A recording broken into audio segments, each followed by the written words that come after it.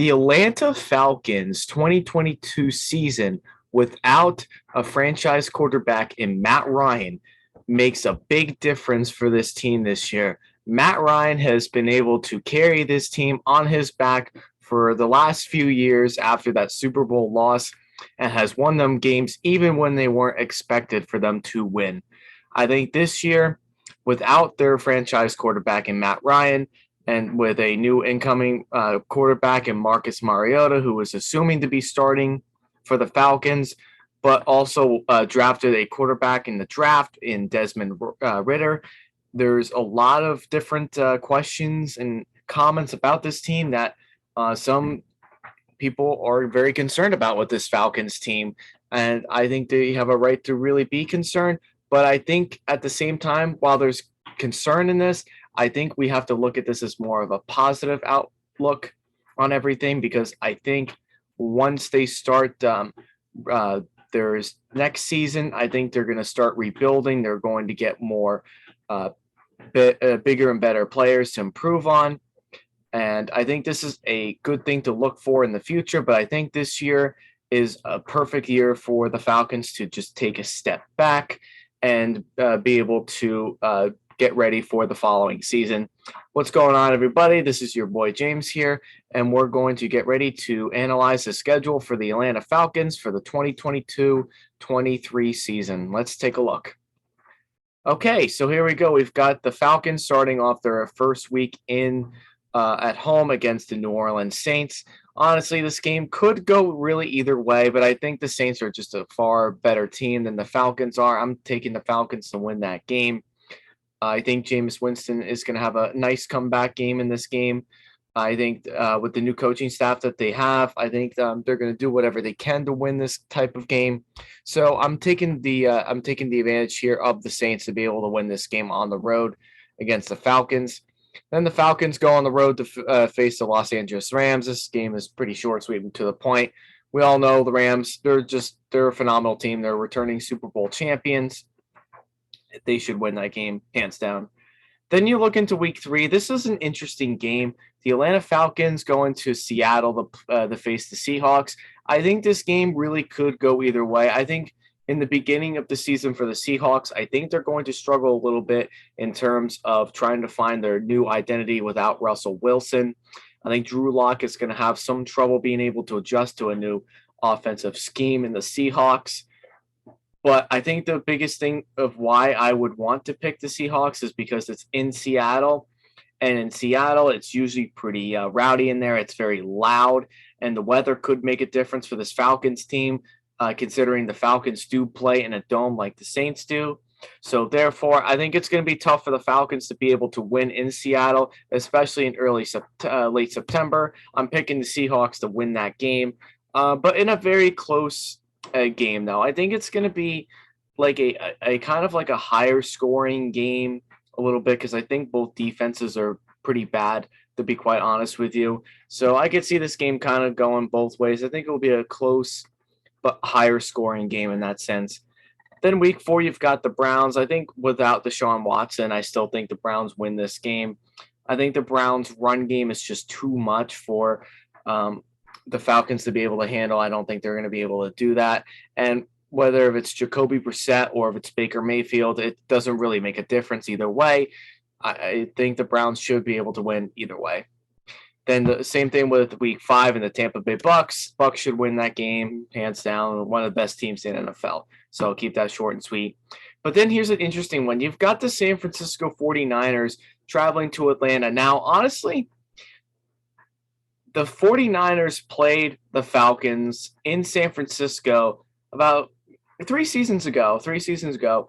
And during that time, it was actually a very, very close game where you would have thought that the 49ers defense would have been able to shut down Matt Ryan and that offense from scoring any points, but they ended up scoring on like a last-second touchdown, which kind of changed the momentum of that team. So I can kind of see this game really going either way, to be honest with you. And it's not in San Francisco, so that does help a little bit for this Falcons team.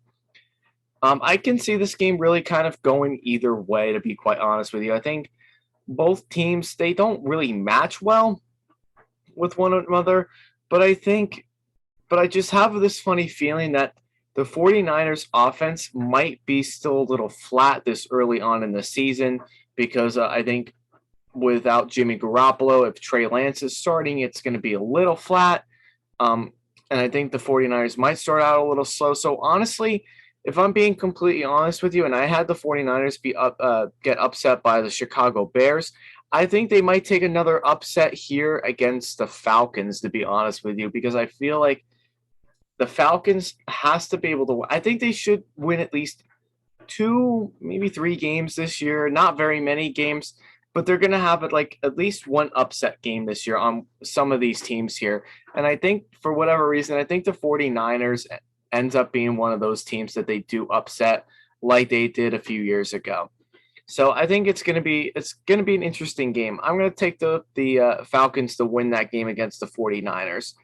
And then this one in week 7 against the Bengals. Bengals should win that one, honestly. Bengals are just a very good team. And then in week 8, you have the Carolina Panthers going to Atlanta to play the Falcons. I honestly can see this game going either way. When I did my Carolina Panthers predictions video, I did have the Panthers winning on the road, and I did have them losing, and I did have the Falcons being able to beat them on the road. So I think you're looking. I think your ceiling. I think. I think this is a pretty good prediction. I think if there's any team this year, I think the Falcons can split with really is the Panthers because they're not a very good team either. So that's where I think that game goes. Then in week 9, you face the Chargers. The Chargers are one of the best teams in the NFL this year and in the AFC, taking the Chargers to win on the road. Then in week 11, you have the Chicago Bears, and they're traveling their way to Atlanta. I honestly could see this game going either way. But when I did my predictions video, I believe I did pick Chicago to win this game. And the reasons why I did, because I think that defense, while it's not the same as it was years prior, I feel like the Chicago Bears are still, I think they have the better quarterback.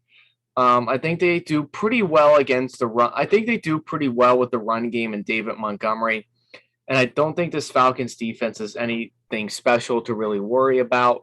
So I'm taking the Chicago Bears. I think they could find a way to beat the Falcons, but I really wouldn't be that shocked either if the Falcons won that game at home.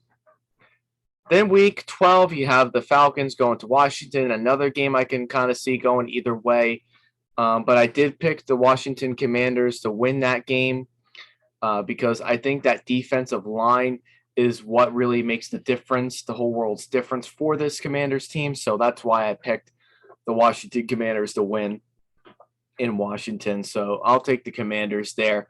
And then in week 13, you have the Steelers going to Atlanta. I picked the Steelers, even though the Steelers may not really seem like they're that much better on paper per se, but that defense like Washington, that defensive line with TJ Watt and Cam Hayward and all those Derek Watt and all those guys are just too much of a match for Marcus Mariota or Desmond Ridder for this Atlanta offense. So I'm taking the Steelers to win that game.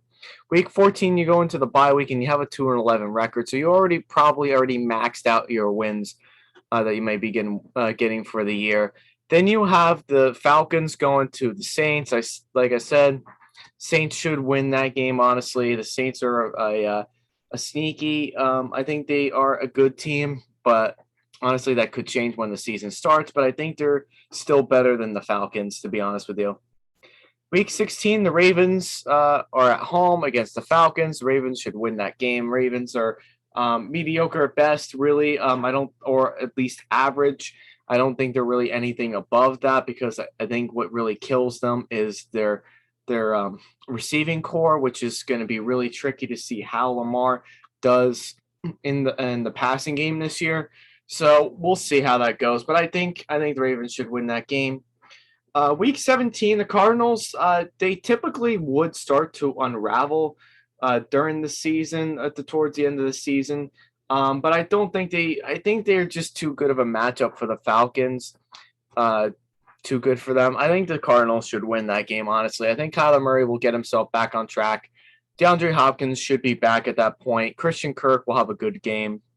And I think Marquise Brown is also going to really put up some good numbers against this Falcons defense too. So I think the passing game in the Cardinals game is just too much for the Falcons to be able to handle. So I'm taking the Cardinals to win that game. Then last game of the year, the Bucs should win that game in Atlanta. So you're looking at a very similar record to what we saw in the last video for the Carolina Panthers. I think they do win 2 games this year. I think they're 2-15, 1-5 in the division. I don't really expect this team to really go anywhere this year. This is an obvious rebuilding year for this team. I think Arthur Smith is the coach for them for the future, but I think he's also already focusing on for next year because I think after losing Matt Ryan, it's very hard to build a new team after his departure. So I think a 2-15 record is a good fit for the Falcons, and that's how I will end that for the Falcons. I hope all you guys enjoyed all the NFC South teams that I did, and then we're moving on to the final 4 teams, the NFC West, and what some may consider one of the hardest divisions in football. So I hope you all stick around for that, and thanks for watching.